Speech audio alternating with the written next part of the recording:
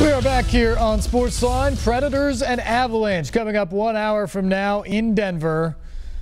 Game 3 of their Western Conference first round series. Predators looking to take complete control. If they can get a road win, they would go up 3-0 in the series. Quick look around the NHL tonight.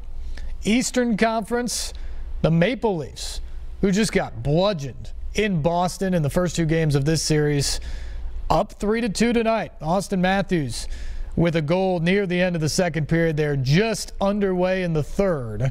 Toronto leading Boston 3-2, trying to get on the board in that series. The Bruins lead it 2-0.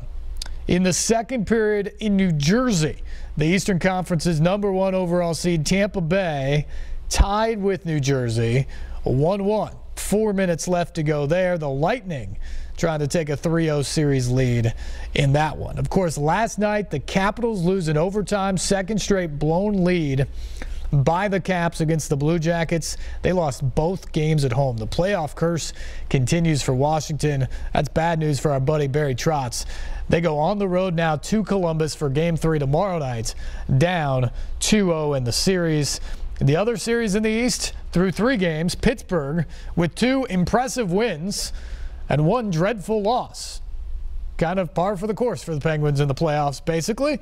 But the Pens lead at 2-1 heading into Game 4. Out west, obviously, we've got the Preds and Avalanche tonight. Preds looking for a 3-0 series lead. The other game tonight, the Ducks, who were the 2 seed out of the Pacific Division, taking on the Sharks, who were the 3 seed. San Jose took the first 2 games on the road there. So back in the Shark Tank tonight with a chance to go up 3-0 against the Ducks. We mentioned the Jets last night, finally a loser on the road in Minnesota, where, of course, the Wild is so good all the time in the XL Energy Center. That series now 2-1 in favor of Winnipeg. And then the other series out west, Vegas. A goal from our buddy James Neal last night, 3 goals in all in the third period, and Vegas wins in LA against the Kings to take a 3-0 series lead. Remember, folks, that's an expansion team. They won the Pacific Division and now is up 3-0 in the playoffs. Everybody wondered all year long, can they keep this up? Can they keep it up? Can they win a division? Can they win the Western Conference? Well, they won the division. They were in the conference race and the President's Trophy race pretty much right down to the very end. Then they get in the playoffs, and I think a lot of people thought, okay, that was the regular season. When they get to the playoffs and they're playing good teams night in and night out, and you get to match up against them, and you throw top lines at them and things like that. I know I thought this. You wondered when all that happened, could they keep it up? Could they win in that situation? So far, so good. They're up 3-0 on the Kings right now with a chance to close it out tomorrow night in LA. Of course, all eyes here on the Predators and Avalanche. Puck drop for Game 3. Under an hour away now. Predators won Game 2. 5-4 after taking Game 1. 5-2 at home at Bridgestone Arena. Now they go to the road for the first time in these playoffs. We'll see how they perform tonight. The big change, obviously, at home, the Avalanche have the advantage of last change to get their matchup set up. For the most part, the Preds have done a terrific job against that top line of Nathan MacKinnon, Gabriel Landeskog, and Mikko Rantanen. The third line of the Preds that's actually gone against them with Nick Bonino and Austin Watson, Colton Sissons, has actually outscored them 7 points to 6 points to this point of this series. Well, that's when the Predators could match up the way they wanted to with last change most of the time. In Colorado, that's going to be more difficult. So it'll be interesting to see how the matchups shake themselves out tonight and how effective that top line is and how effective the Predators are against the Avs. Remember, this is a Preds team that has won 12 straight games against Colorado. So they're confident. There's no question about it. But things will change tonight on the road, different matchups. And, of course, in Denver, mile high, you got to think about that altitude as well. In a playoff setting with such intensity and the speed ramped up a little bit more, how does that affect both teams, but specifically the Predators who aren't as used to it? Our phone lines are open, 737-7767, the number. We go to the phones now. Say hello to John. John, good evening. You are first up here on Sportsline tonight. Well, good evening, Steve. How you doing? Doing great. Thanks for the call. Hey, I was thinking, in the last probably 3 weeks with Pekka, I mean, he's been great, but he's not been awesome. Do you think all the goals he's given up is going to hurt his Vezina trophy? Well, first off, for that, John, the Vezina votes are in. The general managers and everybody who votes on that does it the day after the season ends. So that's all in. So anything that happens now in the playoffs is not going to affect his candidacy for that because it's all been decided. And when you look at the numbers throughout the regular season, I mean, he's way up there amongst qualifying goalies. So goalies who played enough games and got enough shot attempts and all that, he basically leads in save percentage, goals against, wins, shutouts, all of those things, and he was the best player on the best team in hockey. So to me, Pekka Rinne is the Vezina Trophy winner. That is sealed up for all intents and purposes. That's not going to be affected here. But you're right. In the playoffs so far, he's made some huge saves, and I don't think he's played poorly, but the save percentage is below 90% so far in this series. If the Predators are going to make a run deep in the playoffs and get back to the Stanley Cup final and win the Stanley Cup, which is obviously the goal this year, he's got to play better than that. He's played okay. Some of it has been his team hanging him out to dry in certain spots. Obviously, the 5-on-3 in Game 2 comes to mind there. The terrible turnover from Ryan Hartman that set up the first goal in Game 2 comes to mind. So some of these have not been on Pekka. Some of them have been on the way the Predators have played, so they have to pick it up as well. But ultimately, when you look at the numbers, this season he was right around 93% in the save percentage category, which is elite level stuff. I don't know if that's reasonable to expect for the long haul in the playoffs, but he's got to get it back into that territory and away from the 880, 890, which is where he's sitting right now through 2 games. Yeah, I was thinking of the game show, the sports show at 6 a.m. They were talking about the Four Horsemen or whatever, the defense. So can you blame it on the defense or on him? Or I think it's mainly the way the Predators have played as a whole because, look, they've got great defensive pairings. They really do. But one thing about how the Predators play, and this goes to the defensemen as well, is they play aggressive. They attack the ice. They move into the attacking zone whenever they possibly can. And what we saw a bit in these first 2 games is the Predators struggled somewhat with puck possession and turnovers. And when you're facing good teams, especially explosive teams like the Avalanche with those guys that I talked about, the McKinnons and the Landeskog's and the Rantanens, you can't afford to turn it over and give them odd man rushes. Because I don't care who the D pairing is. If it's 3-on-2, you can't guard all those guys. And if it's 2-on-1, you're hanging your goaltender out to dry, even if he is the Vezina Trophy champion. So as much as anything, that's what I want to see the Predators clean up, is just some of the passing and the puck possession. They need to control the puck more. They need to spend more time in the attacking zone. They need a little bit more crispness in their puck movement and puck possession, and if they do that, I think they wipe away a ton of these odd man rushes and a ton of the really high percentage chances that the Avalanche have gotten through 2 games. Hey, Steve, one more thing. Yep. I want to see how many Predator fans are going to watch this game at 9 o'clock. Yeah, it's a good question, John, because, and thank you for the call, through the first 2 games, the ratings have been terrific. Game 1 on Thursday night, just on cable, got a 7.5 rating. Really big rating, especially for an early round playoff game on cable. 7.5 rating for Game 1 on Thursday night. And don't forget, that game started at 8:30 here locally in Nashville. A home game started at 8:30. Then over the weekend, the 2 o'clock start time on the network, got above a 10. That would have been an all-time record for the Predators before last year's playoff run.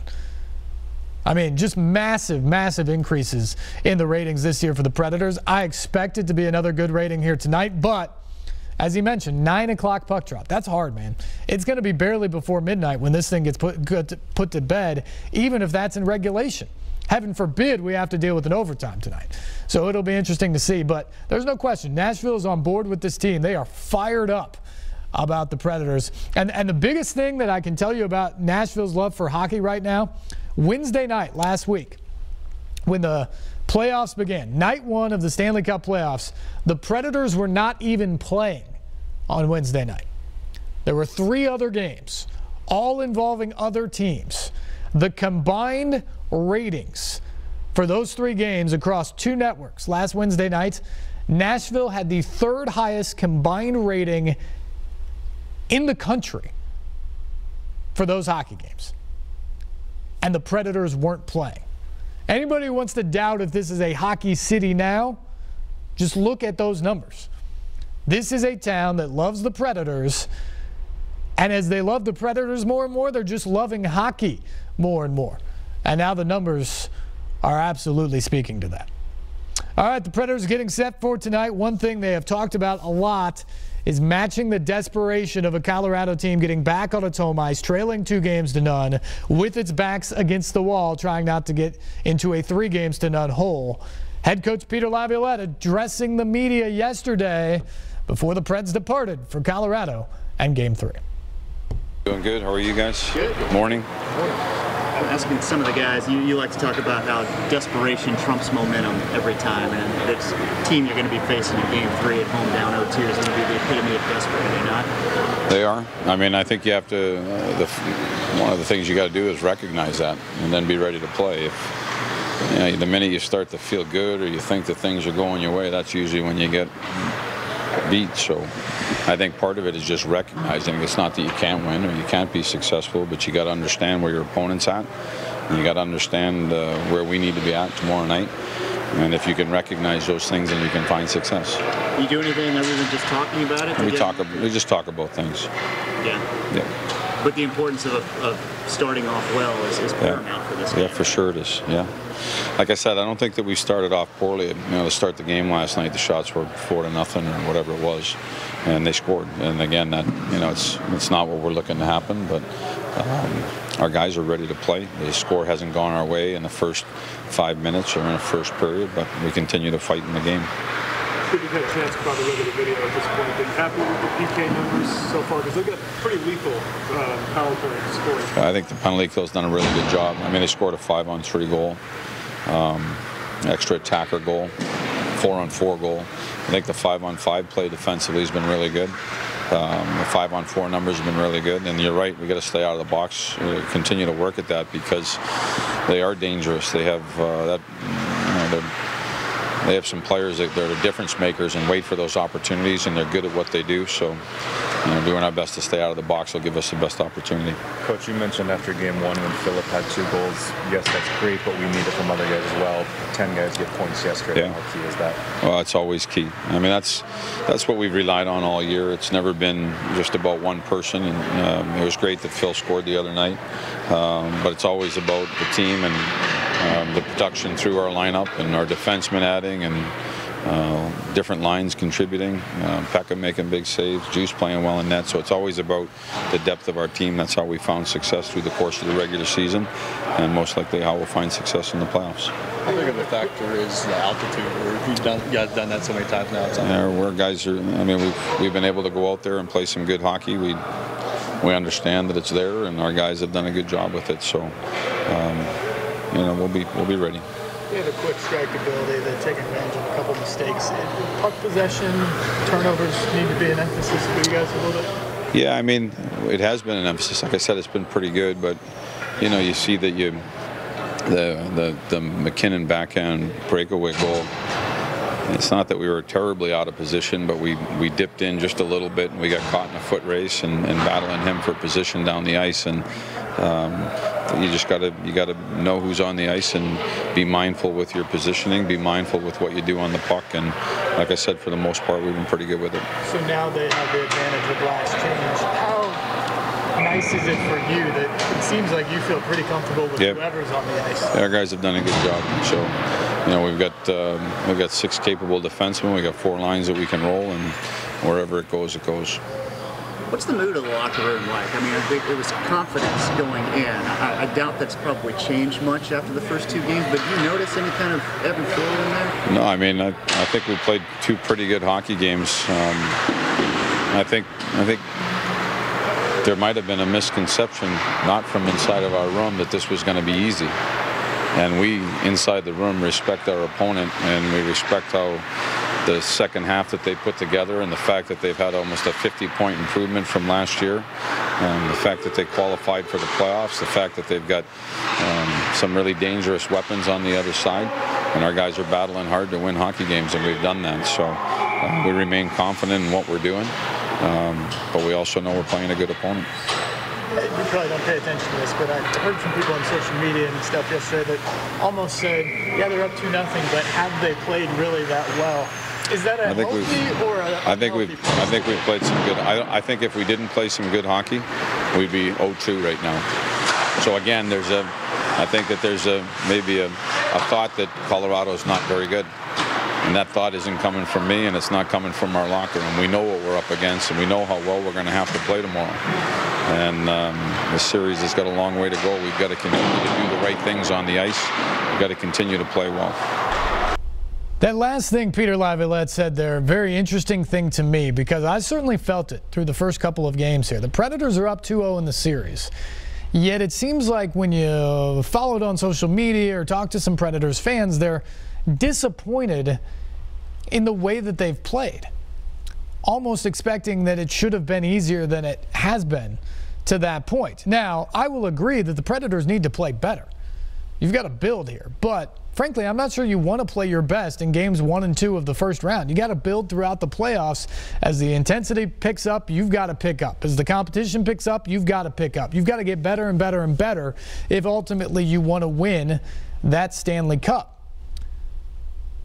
So I don't think the Predators are clicking on all cylinders yet, but I think the effort and what they're doing is just fine. And the other thing is I think people have overlooked the Avalanche. This has been a team that has been down for a while, in the playoffs for the first time in 4 years or something like that. People look at them and say, oh, they're young, they're inexperienced, they're not in the playoffs very often. How are they going to respond? Well, they're playing with absolutely no pressure. They're playing with house money, and they're just flying around. And for the most part, that has served them pretty well in this series. Now, they've made a couple big mistakes that the Preds have capitalized on, and that's what good teams do.